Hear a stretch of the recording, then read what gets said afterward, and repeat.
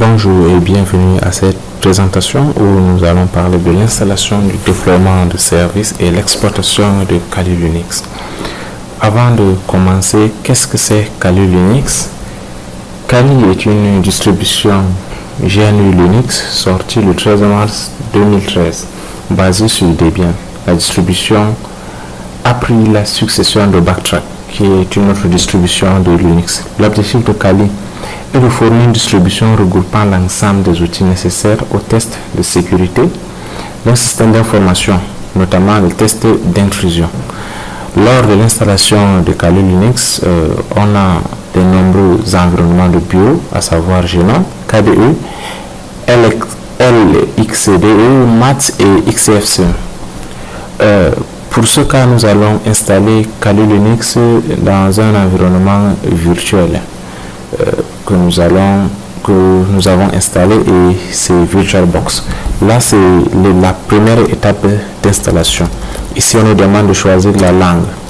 Après la langue, on nous dit de choisir la situation géographique. Nous allons laisser par défaut la France. Et maintenant, nous allons configurer le clavier en français. Après cette étape, les composants vont se charger. Et cette étape, je vais marquer pause et nous reprendrons plus tard. Après que la machine est configurée, l'adresse est chargée, tous les différents pilotes ainsi que la reconnaissance des matériels, nous allons configurer à présent le réseau. Le nom de notre machine sur le réseau sera Kali. Nous allons le laisser ainsi. Et le domaine, nous allons laisser le domaine vide. Et nous allons créer un utilisateur. Pour le moment, c'est le mot de passe de l'utilisateur root. Nous allons choisir test comme mot de passe root et nous allons le confirmer. Et maintenant, c'est la configuration de l'horloge. Il récupère la date sur le serveur, le chargement des composants et des outils. Nous allons utiliser le Kali sur le disque entier qui est la partition de 8 Go que nous avons allumé. Et maintenant, nous allons utiliser tout dans une seule partition. Ok, maintenant nous allons terminer le partitionnement et appliquer les changements. Et faut-il appliquer les changements sur le disque? On dit oui. Ok. À partir de cet instant, c'est l'installation de Kali qui a commencé. Nous allons mettre pause en attendant que le processus se termine et on se revoit à la fin du processus. Merci. Ok, à présent, le système est installé. Nous allons maintenant configurer l'outil de gestion de paquets. Faut-il utiliser un miroir sur le réseau? Pour le moment, nous allons dire non, parce que cela va encore augmenter la durée de l'installation, bien que les paquets seront à jour, mais la durée de l'installation va augmenter. On préfère pour cela installer et mettre à jour les paquets après. Ok. Nous avons ici l'installation du programme de démarrage, le grep, qui va se charger de choisir le système d'exploitation à lancer lorsqu'on va allumer la machine. Ceci sera d'une importance lorsque on aura par exemple plusieurs versions ou bien plusieurs systèmes d'exploitation différents installés. On dit installer le programme de démarrage grep sur le secteur d'amorçage. On dit oui et on choisit le disque dur, la partition où le système d'exploitation est installé pour pouvoir installer le grep à cet endroit. Ok, nous allons patienter un peu pendant l'installation. Maintenant, c'est le processus de fin de l'installation. Ici, le système va se charger pour ranger certains fichiers et configurer les dernières configurations. Et après quoi, ça sera la fin et le système, et on pourra redémarrer la machine et lancer le système d'exploitation. C'est l'exécution du script update Initramp.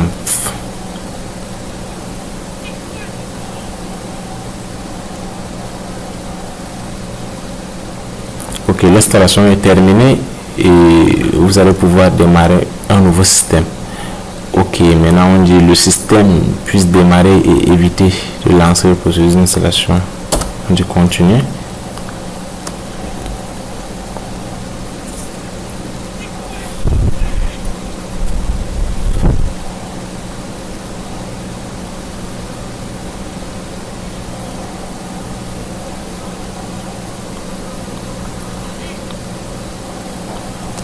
Ok, bon, nous allons un peu mettre pause en attendant que cette procédure se termine.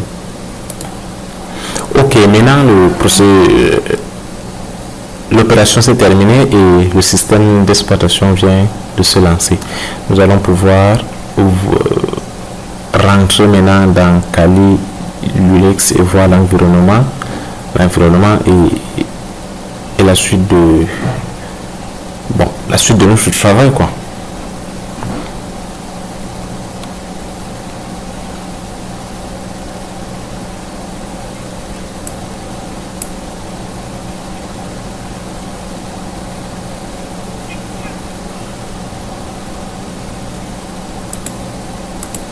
Ok, maintenant on nous demande de nous loguer, on demande le nom d'utilisateur. Le nom d'utilisateur par défaut c'est root et le mot de passe c'est test, comme nous l'avons mentionné dernièrement. Et dès qu'on est authentifié, on aura accès maintenant au bureau.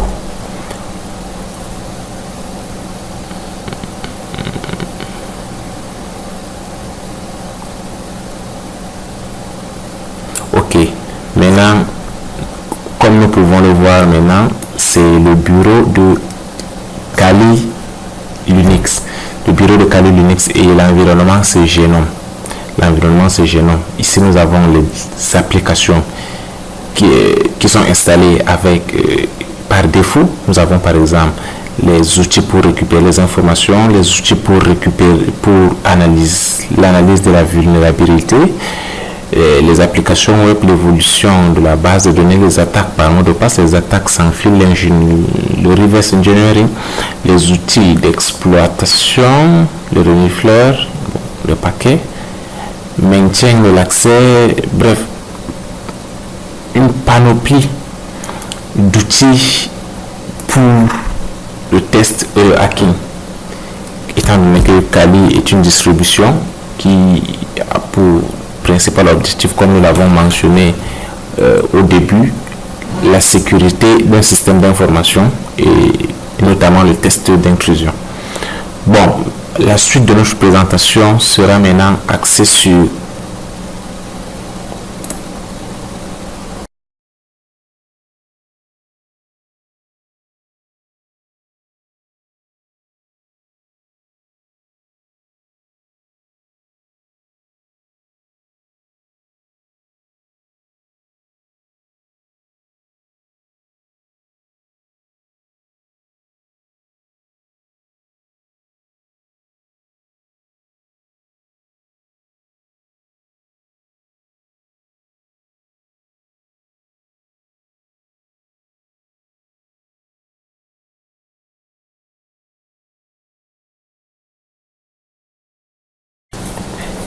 le service qu'on va mettre maintenant en place. Ça sera Git, qui est un gestionnaire de versionning de code source pour les programmeurs et pour tous ceux qui écrivent du code, que ce soit du script shell, du script bash, bref, pour tout cela. Et nous allons installer et initialiser un projet. On ouvre le terminal et on tape sudo apt install git. Et là, après la mise à jour, après la dernière mise à jour, ça a une fois installé Git sur le système. Nous allons créer un dossier au bureau qu'on va appeler, qu'on va nommer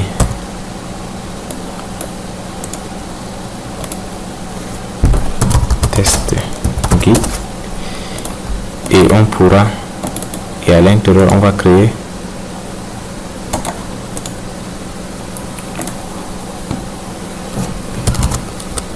un fichier qu'on va appeler rythme.txt et on va initialiser le dépôt.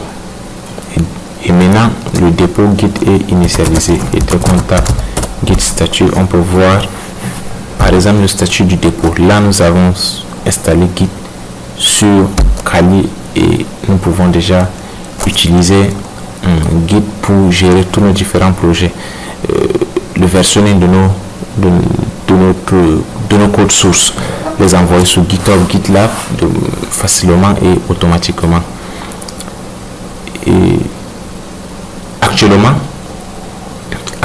le dépôt que nous venons de créer, le dossier test que nous venons d'initialiser, n'est pas relié à un dépôt distant, dont on ne peut pas envoyer ni bien récupérer des choses en ligne. On va essayer d'utiliser notre commande git clone pour cloner.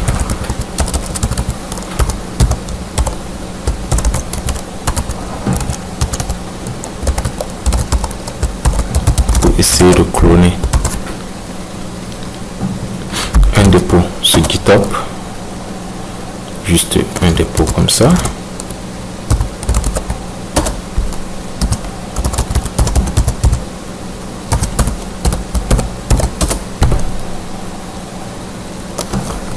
Ok,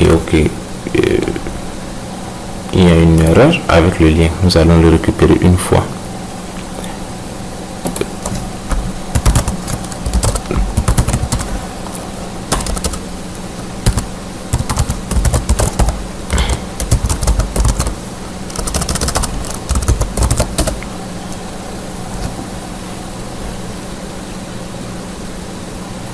Nous allons récupérer une fois le lien Git en ligne.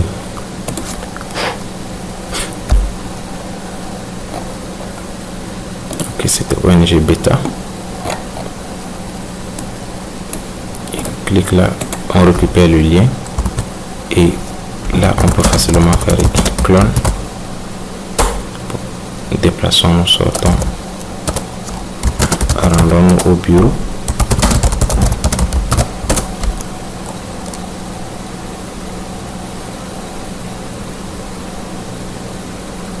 Ok, maintenant ça c'est le processus de clonage.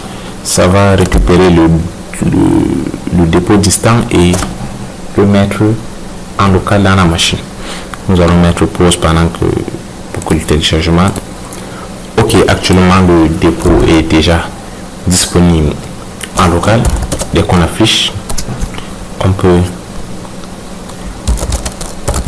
se déplacer dans le dossier et faire un git statut. On voit que rien n'a été modifié, que la copie de travail est propre. Là, c'est l'utilisation de Git. Il existe énormément d'autres services, d'autres applications qu'on peut installer et utiliser avec Kali. Ce qui n'est pas installé par défaut, on peut télécharger, compiler la source et installer ça dans Kali. Kali, c'est un système d'exploitation Linux comme tout autre système d'exploitation. Pour le moment, nous avons mis en place deux services, le partage de fichiers avec Samba et Git. On pouvait également installer des serveurs web, à savoir Apache, Nginx, ou bien on peut installer également des outils Java, Tomcat, le serveur Java. Tout ça dans la machine et simplement en passant par des lignes de commande. Ceci, c'était pour les deux services que nous venons d'installer. C'était juste pour montrer le test et comment est-ce que cela fonctionne. Merci et nous allons passer maintenant à la suite. C'est l'exploitation de Kali, l'exploitation des outils de test et de hacking avec Kali. Merci.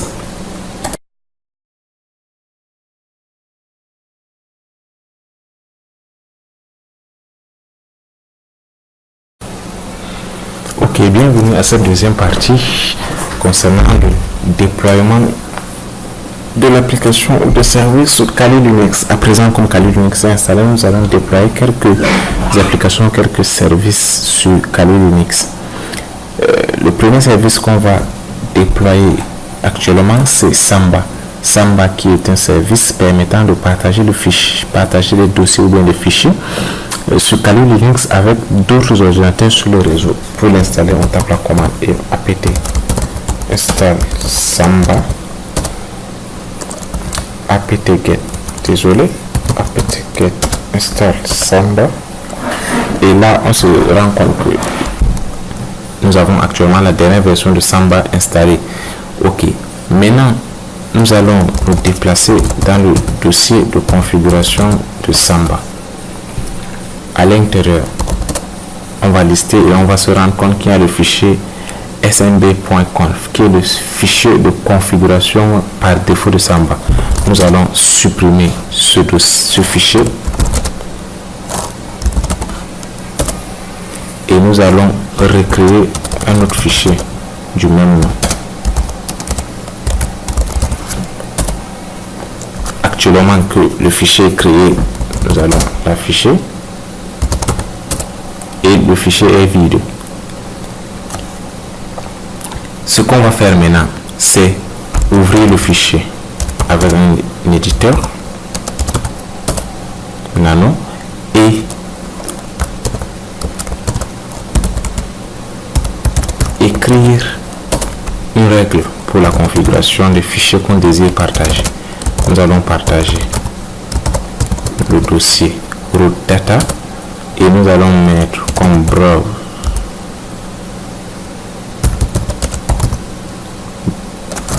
browsable qui veut dire parcourable à 8 et nous allons le mettre en lecture.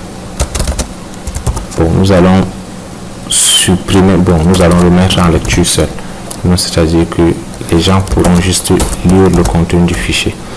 Maintenant que nous avons configuré notre dossier, nous allons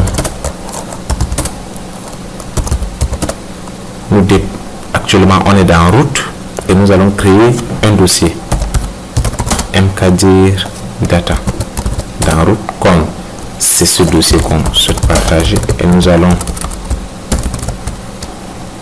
mettre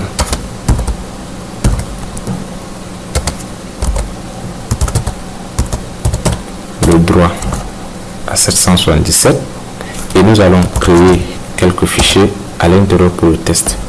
Nous allons dire qu'on va créer 10 fichiers.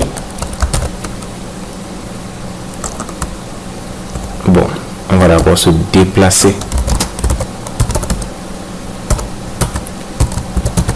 On va d'abord se déplacer dans le dossier et on va créer 10 fichiers à l'intérieur pour le test, afin que ces 10 fichiers puissent apparaître dans le dossier. Et là, dès qu'on affiche, on voit qu'on a 10 fichiers qu'on vient de créer.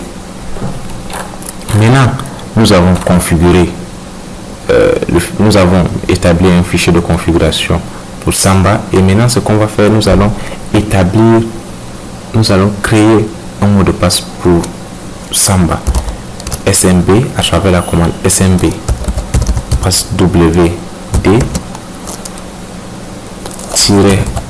-a espace route. On dit le mot de passe, nous allons le mettre à test, on va le retaper, et maintenant on vient de créer un mot de passe pour Samba. Maintenant, pour lancer le service, on fait juste service smbd start.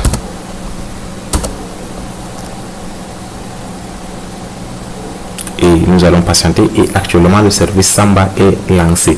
Donc ça veut dire que le service, c'est-à-dire que le dossier que nous avons mis dans le fichier de configuration, le dossier /root/data, est disponible dans le réseau.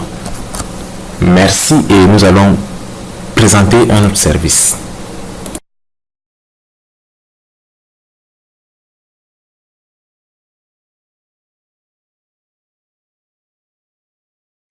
Dans cette partie du travail, nous présenterons Metasploit. C'est quoi Metasploit? Metasploit est un framework open source pour les tests d'intrusion et le développement de plateformes fournissant des exploits pour diverses applications, systèmes d'exploitation et plateformes. On n'a pas besoin de l'installer car il vient avec le système Kali Linux. Pour lancer Metasploit, ouvrez son terminal et tapez la commande msf console.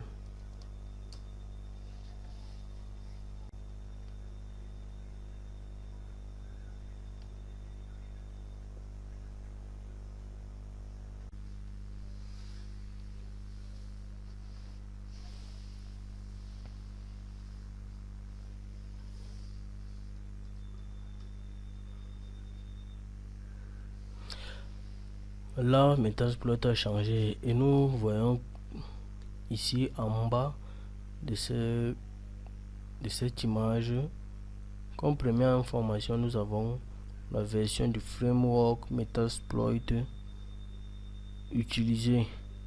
Ici, vous voyez exploit, payload, auxiliary, encoders, post, knobs. Ce sont des principaux composants du framework Metasploit. Ils sont appelés modules. Le framework Metasploit a beaucoup de commandes, parmi lesquelles la commande d'aide qui est help. Pour voir l'aide là, c'est bien l'ensemble de commandes que fournit Metasploit. Pour un test, nous allons essayer de prendre le shell root d'une machine cible. La machine cible, bien sûr, se trouve dans notre réseau. Bon, pour cela, nous allons utiliser un exploit qui est VSFTPD. Pour rechercher cet exploit, connaissant cette chaîne, on tape la commande search et on écrit VSFTPD.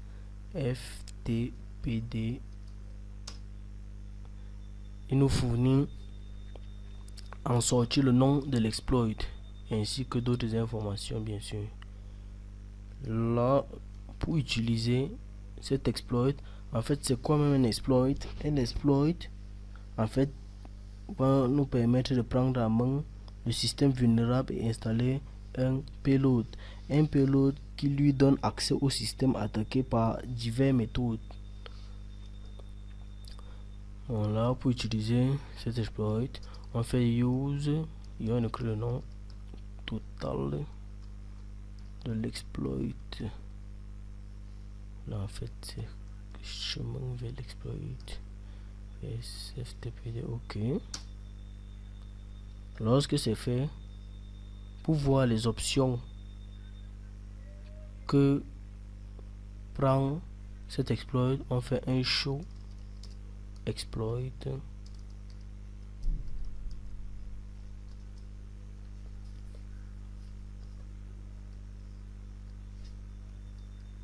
Pardon. On fait un show option, s'il vous plaît. On fait un show option.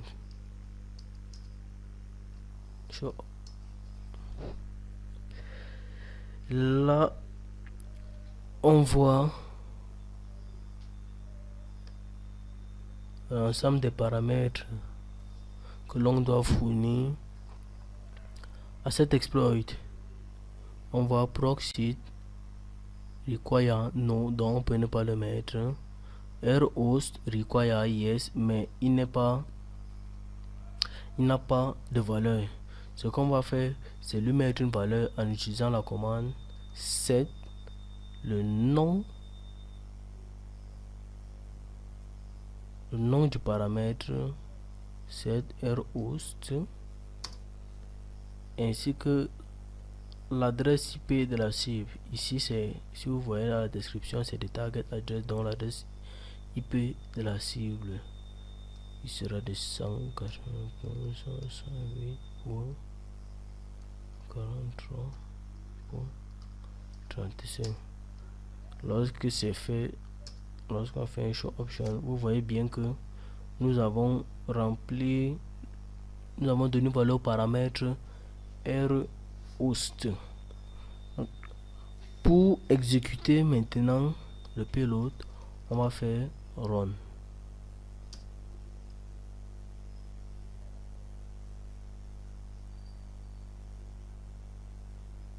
Il essaye. L'attaque a échoué.